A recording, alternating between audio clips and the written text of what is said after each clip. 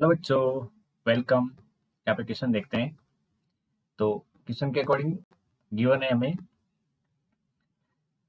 कि the least perimeter of an आइसोस्केल triangle in which circle of radius are can be described is 4√3r, 2√3r, 6√3r और 8√3r। तो question के according यहाँ पे सबसे पहले हमें बोला गया है कि एक आइसोस्केल ट्रायंगल है जिसके अंदर circle of radius are can be described. तो यहाँ पे सबसे पहले एक आइसोस्केल ट्रायंगल बनाते हैं हम, और इसमें क्या किया गया, एक सर्कल डिस्क्राइब किया गया जिसकी रेडियस आपको पता है कि आर रेडियस है। कितनी रेडियस है इसकी? आर रेडियस है। ठीक है, तो हम यहाँ से समझने की कोशिश करते हैं कि ये इसका मतलब क्या है यहाँ पे। तो इसके अंदर एक सर्कल है, तो ये लेट से सर्कल बना दिया और इसकी रेडियस कितनी रखी गई है? आर। ठीक है, तो यहाँ से बेसिकली ये रेडियस आर है और हमें पता करना है कि ये सेंटर और एज्यूम कर लेते हैं और ट्रायंगल का नाम दे देता हूँ मैं ए बी सी, और ये पॉइंट यहाँ पर टच कर डी, और लेट से इसका नाम ई दे देते हैं। अब हमें पेरीमीटर इस ट्रायंगल का लिस्ट करना है। तो जो भी लिस्ट या ग्रेटेस्ट की बात करते हैं फंक्शन के अंदर, तो वहाँ पे हम डिफरेंशिएशन का हेल्प लेते हैं, यानी एप्लीकेशन और डेरिवेटिव वाला पार्ट करते हैं। तो लेट से ये एंगल थीटा है आपका। कितना एंगल? थीटा है। तो इस एंगल थीटा और आर की मदद से, ये एंगल वेरिएबल होगा, तो आर और थीटा की मदद से आपको इसकी सारी साइड लिखनी है। बेसिकली ये हमारा अब टारगेट है।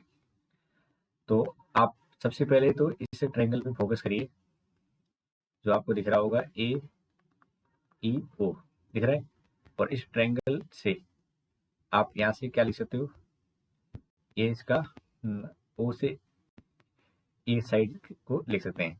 तो यहाँ पे बेसिकली साइन थीटा अगर लिखें तो ये बन जाएगा आपका ओ ई अपॉन ओ ए, और ओ ई की वैल्यू, तो यहाँ से ओ ए की वैल्यू आ जाएगी आर और कोसेक थीटा।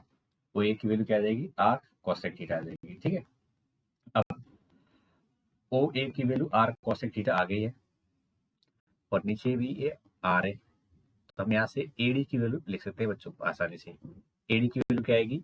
आर में ओ ए एड कर लेंगे तो आर कॉमन आ जाएगा 1 प्लस और कोसेक थीटा। यहाँ तक ठीक है, ए डी की वैल्यू आ गई। अब आप ट्रायंगल बड़े वाले पे फोकस करिए। कौन से वाले ट्रायंगल? ए बी डी पे, और इससे आप इसका ये वाली साइड निकालने की कोशिश करोगे। तो हमारे पास में ए डी आ चुका है अभी, और बी डी अगर हम निकालना चाहते हैं तो यहाँ पे क्या लेना पड़ेगा मुझे? Tan theta. तो टेन थीटा की वैल्यू लेंगे तो क्या आएगी? B D upon A D. तो यहाँ से बी डी की वैल्यू निकालेंगे तो क्या बन जाएगी? ये बन जाएगी ए डी इंटू टेन थीटा। तो बी डी की वैल्यू यहाँ से ए डी की जगह क्या है? आर 1 प्लस कॉसेक थीटा, और ये टेन थीटा आ गया। ठीक है, अब आपके पास में बी डी की वैल्यू आ गई और आइसोस्केल ट्रायंगल है तो ये दोनों बराबर होंगे और ये साइड भी दोनों बराबर होगी। तो अब हम यहाँ से लिख सकते हैं आसानी से पेरीमीटर ऑफ ट्रायंगल एबीसी। अब ट्रायंगल एबीसी का पेरीमीटर लिखना है तो इसको लेट से मैं पी से डिनोट करता हूँ। तो ये क्या हो जाएगा? A B plus B C plus A C. जिसको आप यहाँ से लिखना चाहो तो ट्वाइस हो जाएगा A B plus B D के। क्या हो जाएगा? A B plus B D के ट्वाइस, यानी उसका दुगना हो जाएगा। तो अब हमें जरूरत पड़ेगी ए बी की, तो एक काम करते हैं ए बी भी साइड में निकाल के रख लेते हैं। तो ए बी निकालना पड़ेगा, तो इसी ट्रायंगल के अंदर आप साइन थीटा लिखने की कोशिश करो। तो साइन थीटा हमारा जो हो जाएगा, क्या हो जाएगा? साइन थीटा की value B D upon A B. तो यहाँ से बी डी ए बी की value B D into cosec theta आएगा। ठीक है, अब यहाँ से इसको जब सॉल्व करोगे तो बी डी की वैल्यू तो ऑलरेडी आपके पास में आ चुकी है या नहीं आई? तो बी डी की जगह A R 1 plus cosec theta रख लेंगे और यहाँ पे ये आपका इंटू टेन थीटा है, इंटू कितना है, टेन थीटा है कि नहीं। या इसको ऐसे भी लिख सकते हैं ए बी इक्वल टू, एक मिनट यहाँ पे सही मैंने लिखा है क्या, एक मिनट, यहाँ से आप कई सारे तरीके से इसको लिख सकते थे, इसमें ज़्यादा पैरामीटर हो जाएंगे। एक काम करते हैं, ए बी और ए डी में रिलेशन लिखते हैं, यानी कॉस थीटा लिखते हैं। तो बताओ कॉस थीटा क्या आएगा। तो कॉस थीटा अगर देखेंगे इसी ट्रायंगल के अंदर, तो A D upon A B हो जाएगा। तो ए बी की वैल्यू आएगी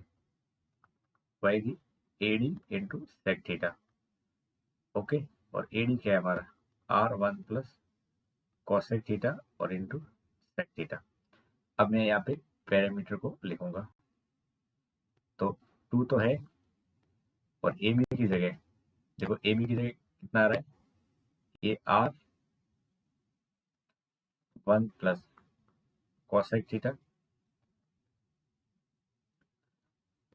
और इंटू सेक थीटा। और बी डी की जगह अगर लिखेंगे तो क्या आएगा, R one plus cosec theta और इंटू में टेन थीटा। अब इन दोनों में से देखेंगे तो आपका 2 है आर और 1 प्लस कॉसेक थीटा कॉमन आ जाएगा, तो अंदर क्या हो जाएगा, sec theta plus tan theta बच जाएगा। यहाँ तक ठीक है।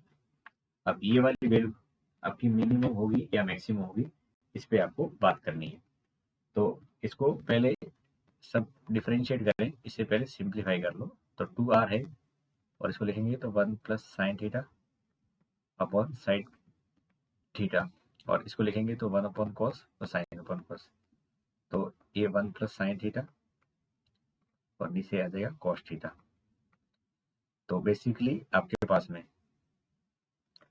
ये वैल्यू जो वैल्यू बन के आएगी 2r 1 प्लस साइन थीटा का होल स्क्वायर और अपॉन में इसको 2 से ऊपर नीचे मल्टीप्लाई कर दें, किसे मल्टीप्लाई कर दें, 2 से, तो ये 4r हो जाएगा और नीचे साइन 2 थीटा बन जाएगा। कितना बन जाएगा, साइन 2 थीटा।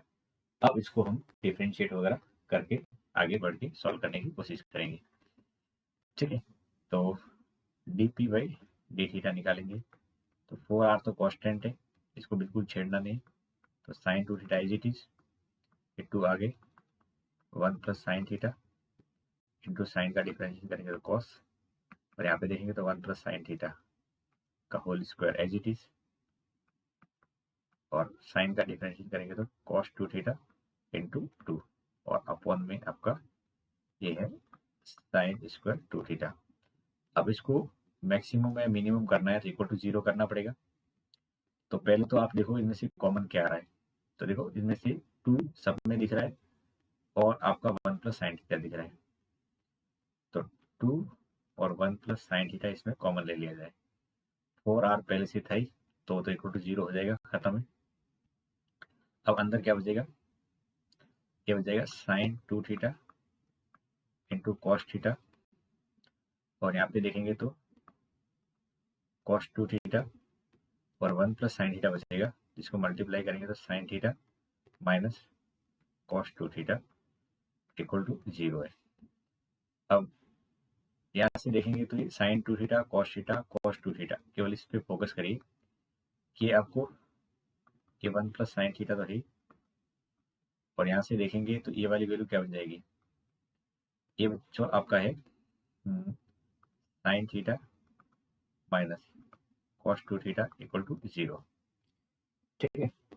तो यहाँ से आपके पास में साइन थीटा की जगह -1 या कॉस 2 थीटा की जगह साइन थीटा निकल के आ रहा है। अब कॉस 2 थीटा का फॉर्मूला लगा देंगे तो 1 minus 2 sine square theta equal to sine theta. Okay, आप यहाँ से ऐसे भी खेल सकते थे, देखो ये थोड़ा ज़्यादा बेटर है जो मैं अभी समझा रहा हूँ। इसको हम लिख सकते हैं cos pi by 2 minus theta लिख सकते हैं। तो यहाँ से दोनों कॉस से कॉस कट जाएंगे और 3 थीटा इक्वल टू आ जाएगा π/2। तो बेसिकली थीटा की वैल्यू क्या निकल के आएगी, π/6। थीटा की वैल्यू आ गई π/6। मुझे यहाँ से थीटा की पता करना था। अब थीटा की वैल्यू π/6 आ गई, तो आपको लिस्ट पेरीमीटर निकालना है। लिस्ट पेरीमीटर निकालना है तो इस थीटा की वैल्यू को उठा के इसे पेरीमीटर मैंने यहाँ पे रख दो। ठीक है, तो अब कैलकुलेशन वाला पार्ट देखने की कोशिश करो। यहाँ से मैं सॉल्व कर रहा हूँ, तो ध्यान से देखना। पेरीमीटर की वैल्यू जो निकल के आएगी 4r तो है 1 प्लस π/6 पे साइन की वैल्यू कितनी होती है, अगर पूछे साइन थीटा की वैल्यू कितनी होती है, तो ये होती है 1/2। तो ये 1/2 का स्क्वायर और नीचे साइन 2 थीटा। तो साइन 2 थीटा की वैल्यू जो निकल के आएगी वो साइन ये π/3 बन जाएगा।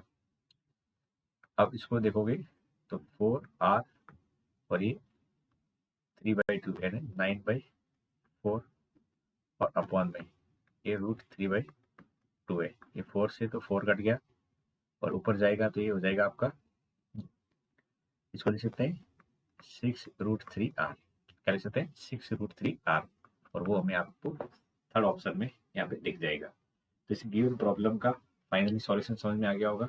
एक साइड से आपको सारी साइड लिखनी थी और फिर वहाँ पे वैल्यू रिप्लेस करनी थी, तो हमें ऑप्शन मिल गया 6√3r। उम्मीद करता हूँ कि समझ में आ गया होगा।